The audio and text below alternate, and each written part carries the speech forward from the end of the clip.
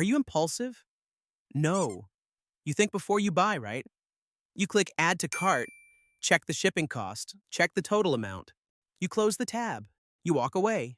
You sleep on it. And then you buy it anyway. Oh no! That is not a lapse. That's a system, working exactly as designed, not by you.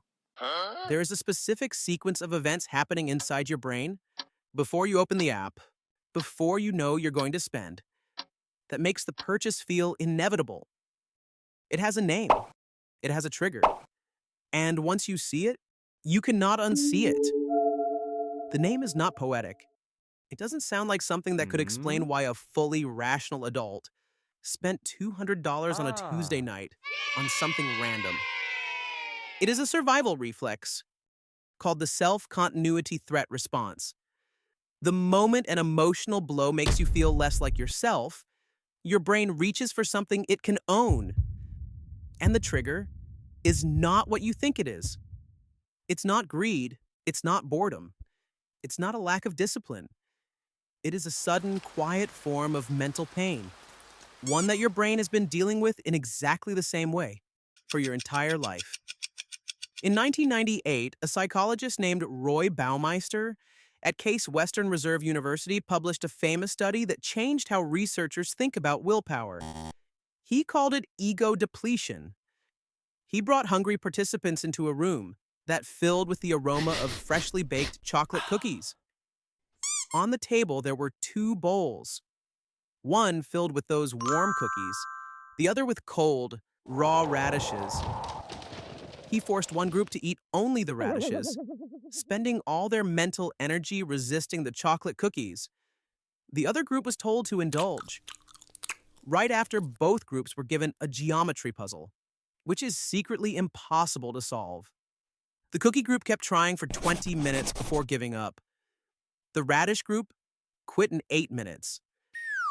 Same puzzle, same room, same people, in terms of raw intelligence. The only difference is one group had already spent themselves resisting in the past 15 minutes. The conclusion was brutal. Willpower is not a character trait, it is a battery, and it runs out.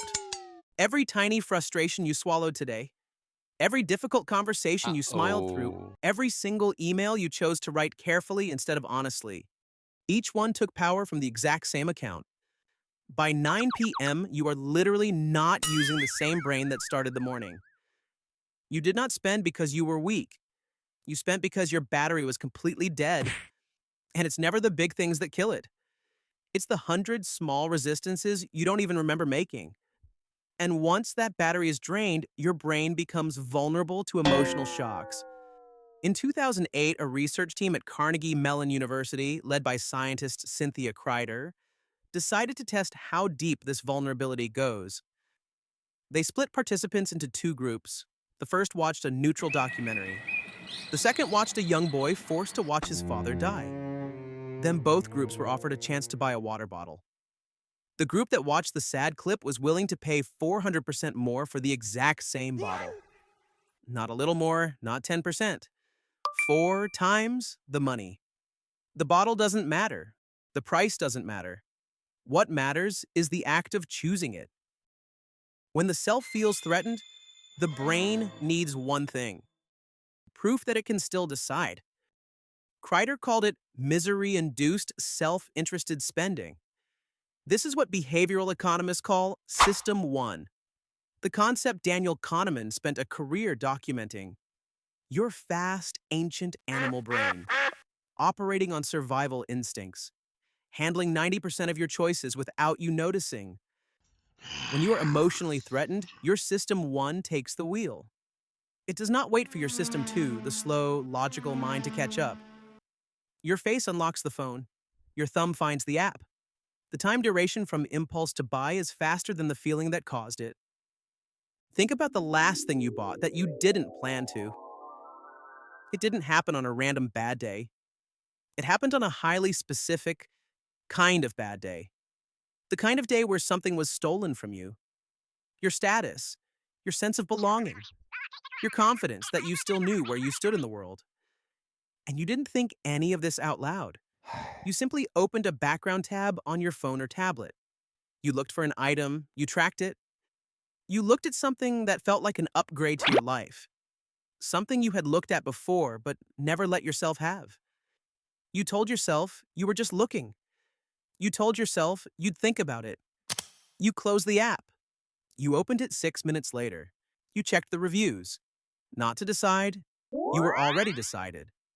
You checked the reviews to build the case for something you were going to do anyway. Maybe you read a one-star review. You dismissed it, found a reason it didn't apply to you. You were not shopping, you were building permission.